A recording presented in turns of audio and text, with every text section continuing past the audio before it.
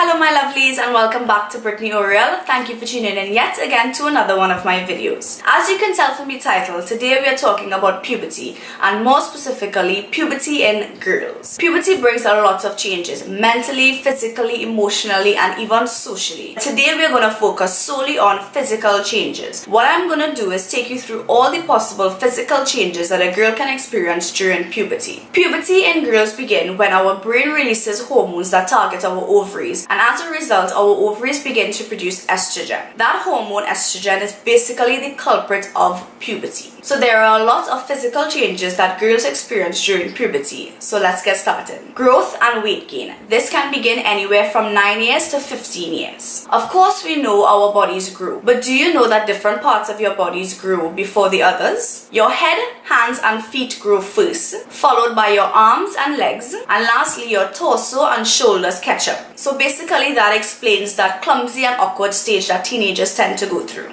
On a side note, girls experience their growth spurts before boys. So this will explain why girls get taller before boys and boys stay a bit shorter and eventually they just spring up. The dreaded weight gain. During puberty, your body goes from about 8% body fat to about 21% body fat. And of course, there are different parts of our bodies that gain weight more than the other. Specifically, our hips, bottom and thighs get bigger, rounder and wider. This extra body fat is very necessary, so please girls out there, do not diet when you are gaining weight during puberty. Because of this rapid weight gain, your skin may develop stretch marks. Along with stretch marks, you might also notice that you have developed cellulite. Cellulite is fat that is under your skin, and most of the time it is based on your genetics. So if your mama or people in your family got cellulite, you're probably going to get cellulite. For those that do not know how cellulite will appear in your skin, it will look like dimples on your thighs, your hips, your bum, even your arms. My tips where weight gain is concerned, because I know this can be uncomfortable for girls who go from one size to another size just dramatically. Eat healthy, stay off the scale, do not put yourself through a torture. As I said, from 8% to 21%, the scale is going to change. Embrace bigger sized clothing. It's going to happen. You might move from a small to a medium, an extra small to a small, a medium to a large, or anything like that. Just embrace the fact that you are now going to wear clothes that are bigger in size. Exercise regularly so that you maintain a particular figure and health. And embrace your stretch marks. Stretch marks are not anything to be ashamed of, to hide, or to feel ugly. They are your skin's natural way of dealing with weight gain. I can speak on my behalf and say yes, I do have stretch marks, and I did go through a period where I felt uncomfortable or wish they would just disappear, but at some point I just realized, you know what, I have one body to live in and I have enough people out there that are critiquing it, so I think I should be the first person to love it. Breast development. This can occur anywhere between 8 years old to 13 years old. You will also experience breast development 2 years before you get your period. First off, nipples. You will notice a swelling under your nipples, and this is basically your milk ducts beginning to develop. They may become sensitive and you may also experience occasional itching. Now this itching is simply your skin stretching because your boobs are growing. Your nipples will also change in color. They may change to either a shade of pink or a shade of dark brown. I will say that most of the time you can gauge what your nipple color will be based on what your lip color is. And that's because I saw a video once where they were basically trying to pick out what your nude lip color is, and they were saying that you can use your nipple color to choose a good nude lipstick. Just a random fact for those that might think that's helpful. Your nipples may also turn inward or outward. No, you are not a freak if one or both of your nipples go inward. It just happens. Embrace it. Second, we have the breast. Now, I'm warning y'all, one of your breasts is going to grow quicker than the other, but eventually they will even out. I'm not saying that you're going to end up with proportional boobs. Boobs tend to not be proportional. You may always have one slightly bigger than the other, but it is very normal when you're going through puberty and you have one growing very rapidly and one growing much slower. They will catch up. Don't worry about it. Your breasts will also become sensitive when they are growing, and you may also notice that you have developed stretch marks. Again, this is very normal. It is just your skin's way of coping with the rapid growth. My tips for y'all during your stage of breast development: enjoy moments when you could just let them be. You don't always have to keep them cooped up in a bra. When you're home and when you're going to sleep, let them out, let them breathe, let them relax. No, it is not going to affect the perkiness of your boobs. Just let your boobs relax sometimes. Love your boobies. Whether they are small, whether they are big, whether your nipples are pink or whether your nipples are brown, they are yours and they would appreciate if you give them some love. I will also give some tips when it comes to selecting your bras. There are a lot of bras out there and each one has its functions. Training bras are used when you begin to notice your nipples protruding through your clothing. Then you may move on to sports bras. Sports bras help hold them in place, and they are also useful for girls that exercise or do any sporting activity and just need to hold them in place and don't want them flinging around. Then there are soft cup bras. Soft cup bras tend to have a cup and slight padding. Then there are underwire bras. These are bras with cups, with padding, sometimes extra padding for a push-up, and it also has a hard wire underneath. This wire helps maintain a round shape and also gives extra support. And there are also bralettes. Bralettes are for those that don't necessarily need or want to use a bra but do not necessarily want their nipples showing through their clothing. Menstruation or getting a period. You may get your first period anywhere between 9 years to 16 years old, and this will occur 2 years after you begin to develop breast. Now I will not say much on this topic because I did do an entire video that talks about periods, and I also did a video that talks about every period product from pads, tampons, menstruation cups and period underwear. So I will link all those videos down below for anyone wanting more information about menstruation. So my tips for menstruation are pretty simple. 1. Watch the videos that I have linked below.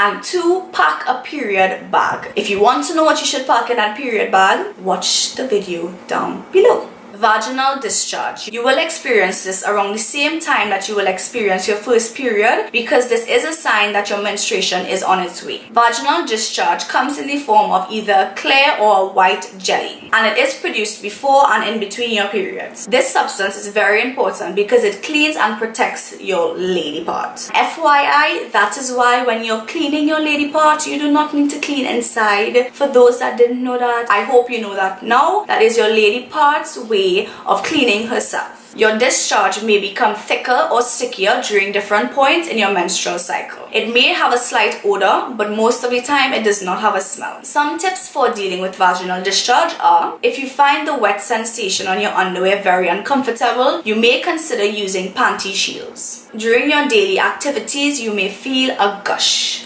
Now this gush is simply again your vag's way of cleaning itself. And if it makes you feel uncomfortable, then simply go to the bathroom, clean up yourself and continue about your life as normal, because this is normal. All us girls experience a random gush during the day. It's fine. Your vag is cleaning herself. Important tip: if your lady friend becomes itchy or irritated, and if your discharge begins to smell or has a color, whether it's a greenish color or a yellowish color, please tell an adult and go to the doctor. This is a sign of infection, be it a yeast infection or another type of infection. This is normal. It is not a sign of promiscuity and is not something that you should be ashamed of. Most women experience an infection at some point in their life. It can happen from something as simple as not changing wet clothes after coming from the beach or a pool, and many more reasons, and it can be cured very easily. There is no need for panic or shame. I will put some more information on infections down below if you are interested in reading more about the signs, the causes and solutions for infections. Vaginal appearance. You will notice changes in your lady friend during the same time period where you expect your first period. Different parts of your lady friend will get darker and larger. This is normal. You will also notice hair growth. I will expand on hair growth in another point, so I will simply give some tips on how to deal with changes in your vaginal appearance. My tip is simple: check up on her regularly. There is nothing to be afraid of, and there are many types of lady friends. I will attach a link below to a picture that is basically going to explain why I said there are many types of lady friends. So feel free to look below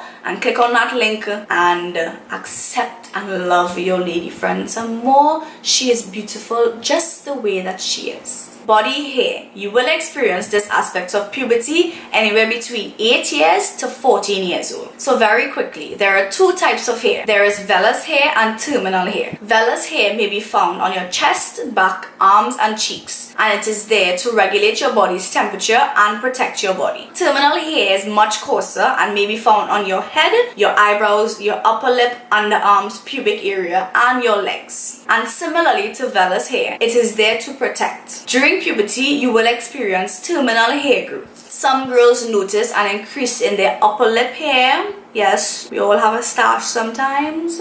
It's fine. You will notice an increase in your leg hair. You will begin to grow armpit hair. Your eyebrows may become thicker, and of course you begin to develop pubic hair. Your pubic hair will begin to develop on your pubic bone area, your vaginal lips and around the opening of your vagina. Expect pubic hair to also grow between your inner thigh area as well as your bum area. It typically starts off light in color and very thin, and then it becomes longer, thicker, heavier, curlier and darker. My tips pertaining to body hair growth are: you do not have to remove your hair. That is completely your choice. However, if you do choose to remove your hair, know that there are a number of hair removal methods and you could try as much as you want to find out which one is suitable for you. There is bleaching, waxing, shaving, plucking, threading and laser. If you are interested in a video that explains each hair removal method, its benefits, its drawbacks, etc., please let me know and I will be glad to do that for you. Sweat and oil. During puberty, you will experience an increase in your sweat production as well as your oil production. This occurs as a result of the hormones that you produce during puberty that basically stimulate your skin, and as a result stimulate the glands that produce sweat and oil in your skin, making them produce more than normal. The sweat glands that are under your arms will produce more sweat. Sweat and bacteria do not make a good mix, and yes, you will get an increase in body odor. Some people may also experience sweaty feet and sweaty palms. Some of my tips to deal with the increase in sweat and oil production are: take frequent baths. No, soap and water is not going to kill you. And don't be afraid to take a little wash off if you know you're smelling a little funky. Take a little wash off, dry, reapply deodorant. No harm in that. Also, you can carry around some wet wipes to wipe off with if you do not want to wash off, or if you are not in a place where you can have access to soap and water, just take a little wipe with some wet wipes, dry, reapply. And if you do have some serious sweaty pits, then try to wear absorbent or airy clothing. And if you do experience sweaty feet, please change your socks frequently, and after using closed shoes, please leave them out in the sun or somewhere where they can get some breeze and dry out a little bit. Try to avoid putting on any lotions on your hands and feet because the cream will make you sweat more, and if you do experience sweaty hands, using hand sanitizer may help keep them dry. And lastly, we have acne, whiteheads, blackheads, pimples. This occurs as a result of the increased sweat and oils that your skin is producing that basically clogs up your pores. You may notice acne on your face, your upper back and or your upper chest. And as a girl, you may also experience extra breakouts approaching and during your period. My tips for preventing or dealing with acne are: keep your face clean. Regularly cleanse your face with a face wash. Moisturize. Just because your skin is getting oily does not mean you should not moisturize your skin. Moisturizing and adding oil to your face helps balance out the oil production. And you may also keep your face extra clean if after you wash your face with a face wash, you go in with a cotton ball or cotton pad and either put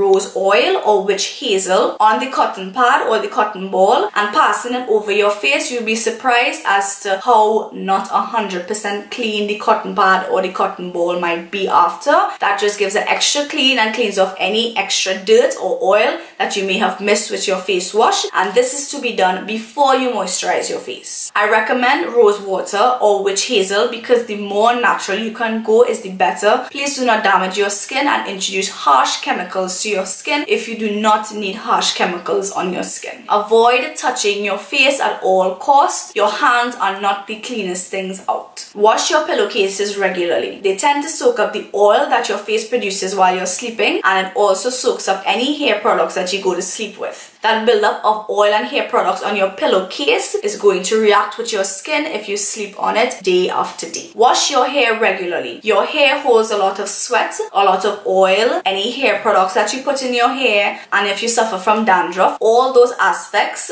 will cause you to break out along this area. And if you have long hair and your hair constantly touches your face, you will increase the chances of you having a breakout. If you wear hats regularly, please take some time to wash your hat. The ring around your hat is just gonna soak up oil and sweat, and then the next time you put on your hat again, it's just more oil and sweat going on your forehead. Again, y'all, there are ways to avoid acne. Take it upon yourself to take these measures and steps for the sake of your skin. And a major point for teenagers out there, sanitize your phone. Think about just how dirty your phone is every time you touch it, wherever you put it down, and then what do you do when your phone rings?